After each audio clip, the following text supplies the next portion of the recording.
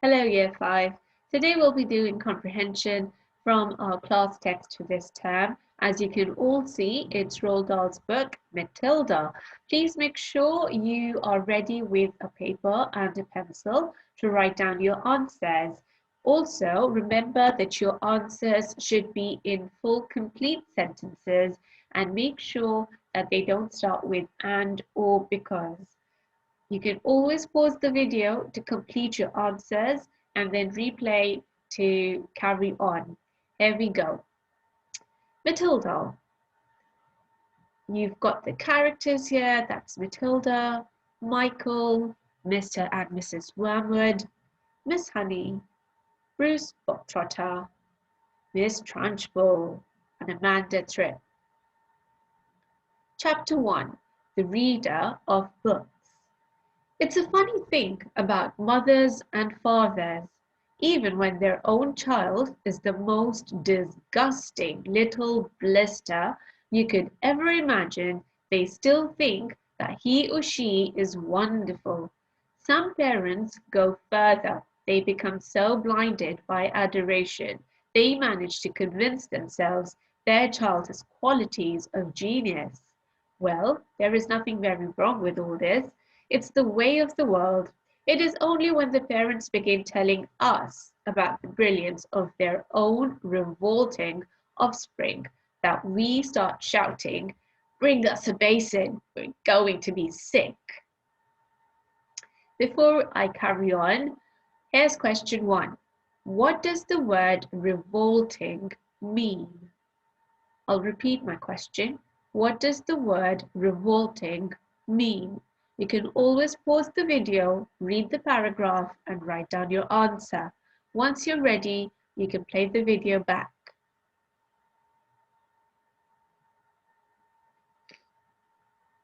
School teachers suffer a good deal from having to listen to this sort of twaddle from proud parents, but they usually get their own back when the time comes to write the end-of-term reports. If I were a teacher, I would cook up some real scorchers for the children of doting parents. Your son Maximilian, I would write, is a total washout. I hope you have a family business you can push him into when he leaves school, because he sure as heck won't get a job anywhere else.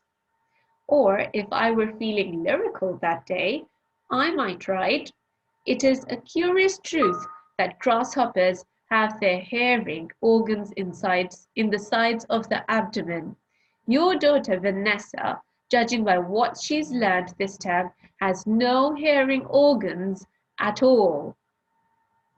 Right, the question. Which word on this page tells you that Roald Dahl thinks teachers have to put up with a lot from these parents? I'll repeat my question. There is one word that tells you that Dahl thinks teachers have to put up with a lot from these parents. What's that word? Write it down, and when you're ready, you can play the video again. I have another question. What does the word twaddle mean? What does the word twaddle mean? You can always read, pause the video, and write down your answer.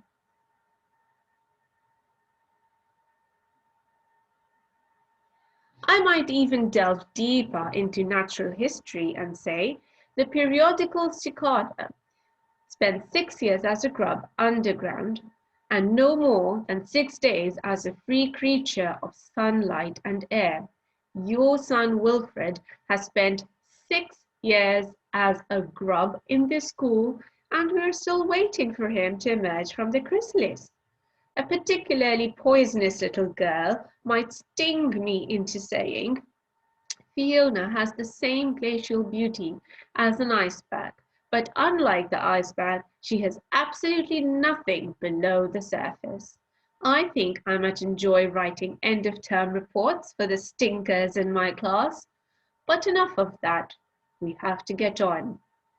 Occasionally, one comes across parents who take the opposite line. who show no interest at all in their children, and these, of course, are far worse than the doting ones.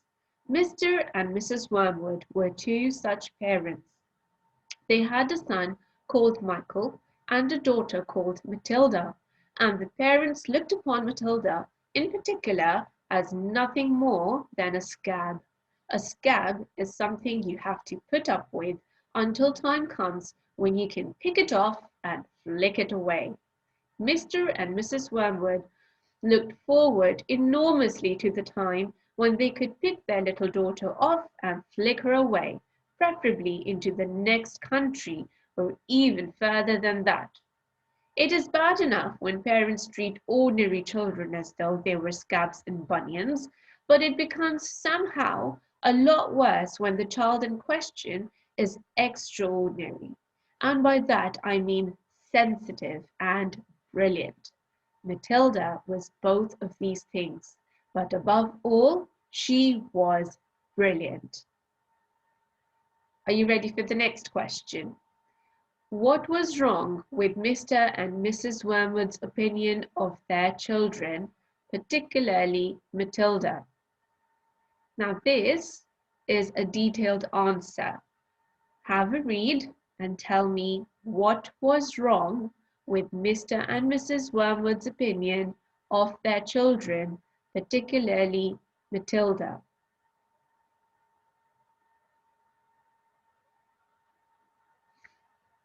My next question is, which two adjectives does Roald Dahl use to describe Matilda? Look for these two adjectives Roald Dahl has used to describe Matilda. Write down your answers and I'll carry on reading. Her mind was so nimble and she was so quick to learn that her ability should have been obvious even to the most half-witted of parents.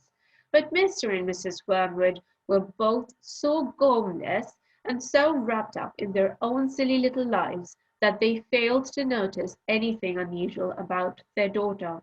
To tell the truth, I doubt if they would have noticed had she crawled into the house with a broken leg. Matilda's brother, Michael, was a perfectly normal boy, but the sister, as I said, was something to make your eyes pop. By the age of 1.5, her speech was perfect, and she knew as many words as most grown-ups. The parents, instead of applauding her, called her a noisy chatterbox and told her sharply that small girls should be seen and not heard. By the time she was 3, Matilda had taught herself to read by studying newspapers and magazines that lay around the house. At the age of 4, she could read fast and well, and she naturally began hankering after books. The only book in the whole of this enlightened household was something called Easy Cooking, belonging to her mother, and when she had read this from cover to cover and had learned all the recipes by heart, she decided she wanted something more interesting.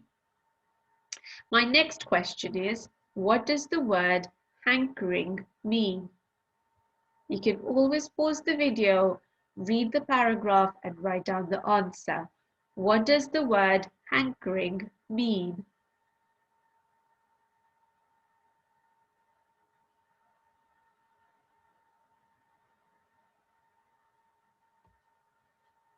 Daddy, she said, do you think you could buy me a book? A book? He said. What do you want a flaming book for? To read, Daddy. What's wrong with the telly, for heaven's sake? We've got a lovely telly with a 12-inch screen, and now you come asking for a book? You're getting spoiled, my girl. Nearly every weekday afternoon, Matilda was left alone in the house. Her brother, 5 years older than her, went to school. Her father went to work and her mother went out playing bingo in a town 8 miles away. Mrs. Wormwood was hooked on bingo and played it 5 afternoons a week. All the afternoon of the day, When her father had refused to buy her a book, Matilda set out all by herself to walk to the public library in the village. When she arrived, she introduced herself to the librarian, Mrs. Phelps.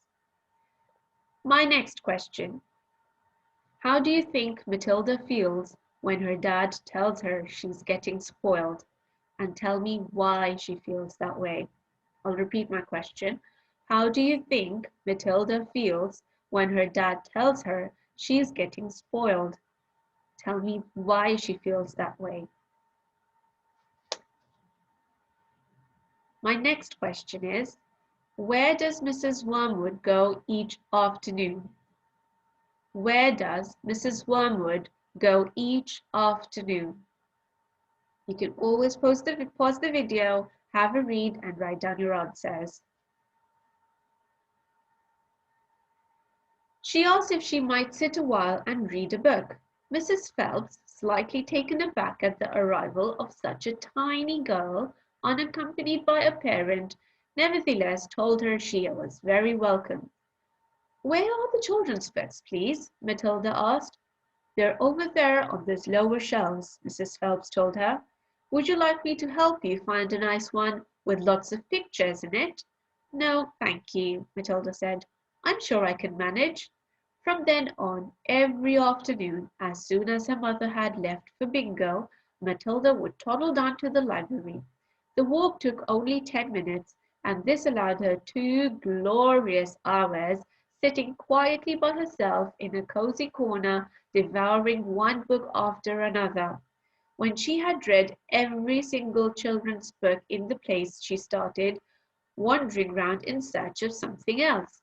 Mrs. Phelps, who had been watching her with fascination for the past few weeks, now got up from her desk and went over to her. "Can I help you, Matilda?" she asked. "I'm wondering what to read next," Matilda said. "I've finished all the children's books." "You mean you've looked at the pictures?" "Yes, but I've read the books as well." Mrs. Phelps looked down at Matilda from her great height, and Matilda looked right back up at her. "I thought some were very poor," Matilda said, "but others were lovely. I liked The Secret Garden best of all. It was full of mystery. The mystery of the room behind the closed door, and the mystery of the garden behind the big wall." Mrs. Phelps was stunned. "Exactly how old are you, Matilda?" she asked. "4 years and 3 months," Matilda said. Mrs. Phelps was more stunned than ever, but she had the sense not to show it. What sort of a book would you like to read next?" she asked. Matilda said, "I would like a really good one that grown-ups read, a famous one. I don't know any names." Mrs. Phelps looked along the shelves, taking her time. She didn't quite know what to bring out.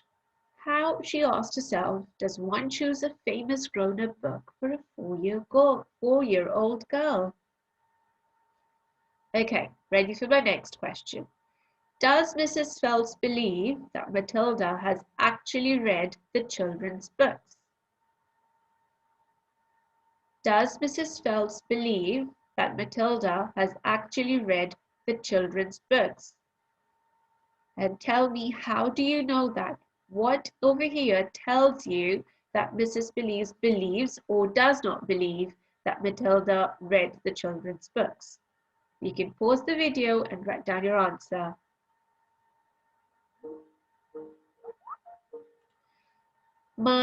I'll carry on. Mrs. Phelps looked along the shelves, taking her time.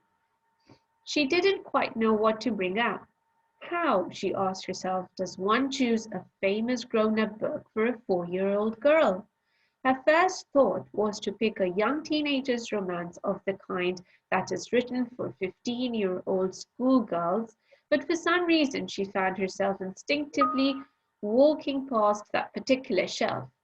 "Try this," she said at last. "It's very famous and very good. If it's too long for you, just let me know, and I'll find something shorter and a bit easier." "Great Expectations," Matilda read, by Charles Dickens. "I'd love to try it."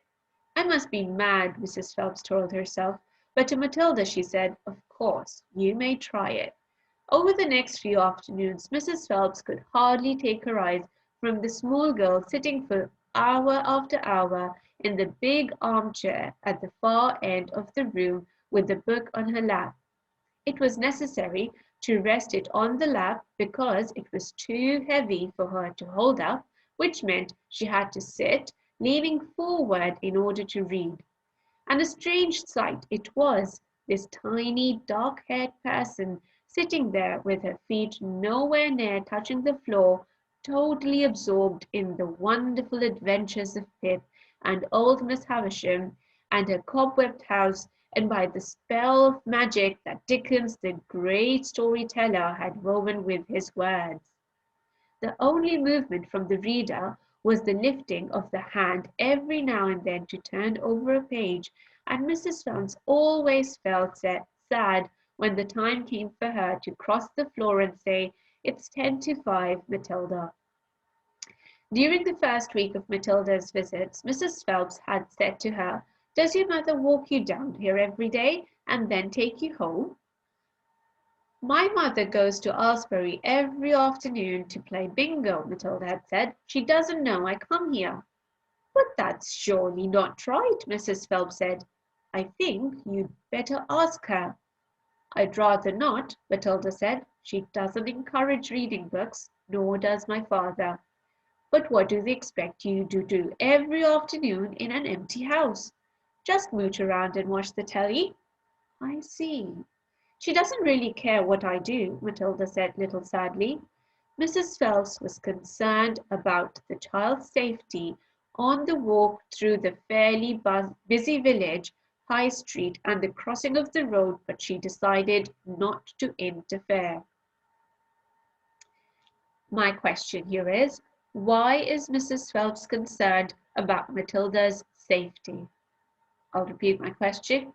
Why is Mrs. Phelps concerned about Matilda's safety? Within a week, Matilda had finished Great Expectations, which in that edition contained 411 pages. "I loved it," she said to Mrs. Phelps. "Has Mr. Dickens written any others?" "A great number," said the astounded Mrs. Phelps. "Shall I choose you another?"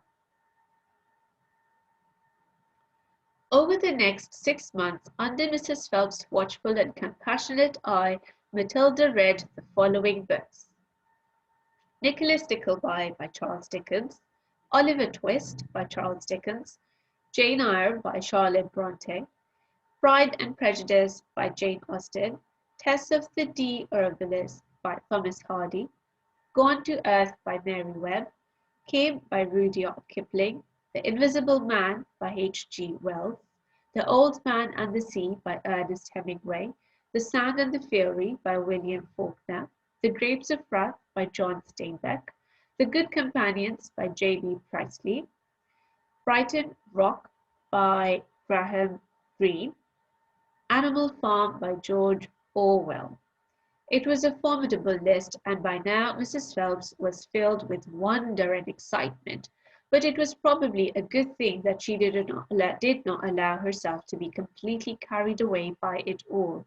Almost anyone else witnessing the achievements of this small child would have been tempted to make a great fuss and shout the news all over the village and beyond, but not so Mrs. Phelps. She was someone who minded her own business and had long since discovered it was seldom worthwhile to interfere with other people's children.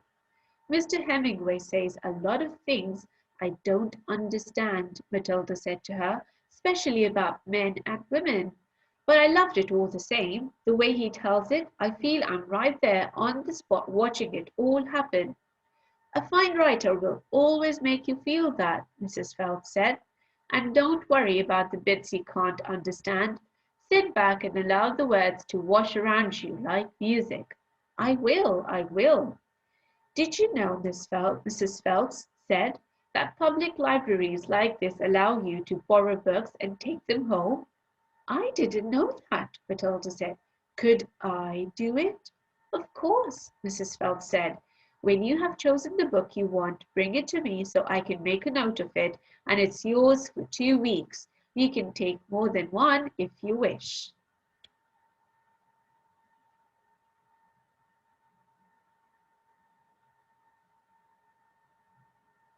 From then on, Matilda would visit the library only once a week in order to take out new books and return the old ones. Her own small bedroom now became her reading room, and there she would sit and read most afternoons, often with a mug of hot chocolate beside her. She was not quite tall enough to reach things around the kitchen, but she kept a small box in the outhouse which she brought in and stood on in order to get whatever she wanted. Mostly it was hot chocolate she made, warming the milk in a saucepan on the stove before mixing it. Occasionally she made Bovril or Ovaltine. It was pleasant to take a hot drink up to her room and have it beside her as she sat in her silent room reading in the empty house in the afternoons. The books transported her into new worlds and introduced her to amazing people who lived exciting lives. She went on olden day sailing ships with Joseph Conrad. She went to Africa with Ernest Hemingway and to India with Rudyard Kipling. She traveled all over the world while sitting in her little room in an English village. Right, my question is, how does she feel when she is reading the books in her bedroom? Please make sure it's a detailed, full answer. How does she feel when she's reading these books in her bedroom? Okay, I'll carry on. Oh, actually, that's the end of our chapter 1. I hope you've written down all the answers. If you're not sure, you can always go back in the video, take some time to read and find out the answers. I will, uh, I will discuss the answers with you now. My first question was, what does the word revolting mean? We'll go right at the top. It was, I think, the first page here. There we go. It's this line. It is only when the parents begin telling us about the brilliance of their own revolting offspring. The word revolting means disgusting. My next question was, which word tells you that Doll thinks teachers have to put up with a lot from these parents? I asked you for that one word, and that one word is suffer. School teachers suffer a good deal. That's the answer, suffer. My next question was, why does Doll hope Maximilian's parents have a family business?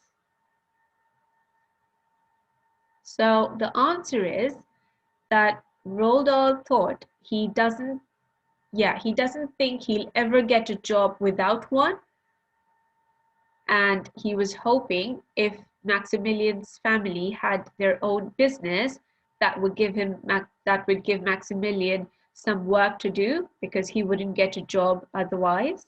It tells you right here, I hope you have a family business you can push him into when he leaves school because he sure as heck won't get a job anywhere else. Right, my next question was, what was wrong with Mr. and Mrs. Wormwood's opinion of their children, particularly Matilda? That was the next page over here.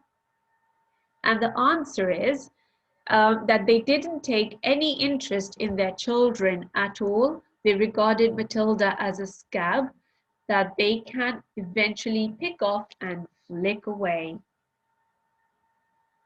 I'll repeat my answer. They didn't take any interest in their children at all. They regarded Matilda as a scab that they can eventually pick off and flick away.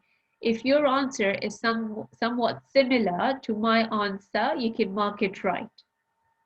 Okay, the next question was, which two adjectives does Dahl use to describe? I think it was the same page. Yes, it's right here. The two adjectives are sensitive and brilliant. Sensitive and brilliant. We'll go on the next page. Right, the next question was, what does the word hankering mean? It is right here. At the age of 4, she could read fast and well, and she naturally began hankering after the books. So the word hankering means a strong desire to do something or to have something.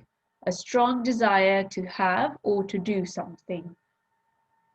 Right, the next question was, how do you think Matilda feels when her dad tells her she's getting spoiled? Now, this was something that you would read and think about it. The answer is not there. You need to infer from the text. So Matilda probably feels angry that her dad said that because she wasn't spoiled. She's also disappointed that he won't buy her a book because she enjoys that more than watching television programs. So if you've said that she felt angry or sad or disappointed because her dad didn't let her buy a book and told her that she's spoiled and that she should just watch some telly. If your answer is somewhat similar to my answer, then please mark it right. Right, the next question was, where does Mrs. Wormwood go each afternoon? And that's quite simple. It tells us she went to play bingo. Right, the next question was, does Mrs. Phelps believe that Matilda has actually read the children's books? I think that was somewhere here.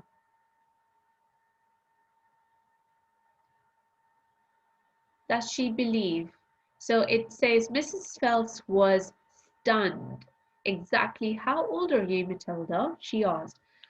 So no, the answer is no. She didn't believe Matilda because because she suggests that she just looked at the pictures. She asks her again, did you look at the pictures? And that tells us that Mrs. Phelps did not believe Matilda has actually read the children's books. Okay, and my next question was, why is Mrs. Phelps concerned about Matilda's safety? That was somewhere here. Mrs. Phelps was concerned about the child's safety on the walk through the fairly busy village high street and the crossing of the road, but she decided not to interfere. So that tells us that she was concerned about Matilda's safety because she doesn't think she should be coming to the library without a parent, particularly as she has to cross a busy road. If your answer says that she was concerned because Matilda had to cross a busy road and she walked all by herself in the busy village, then your answer is correct. And my last question was, how did Matilda feel when she was reading all these lovely books in her bedroom?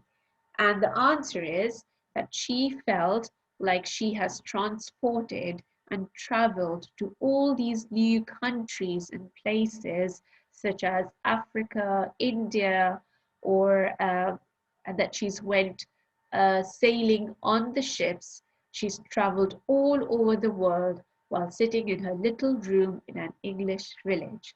That's how she felt. Right, that's all for today. Make sure that you've done all your work, and I will see you next time. Hope you have a lovely day. Bye.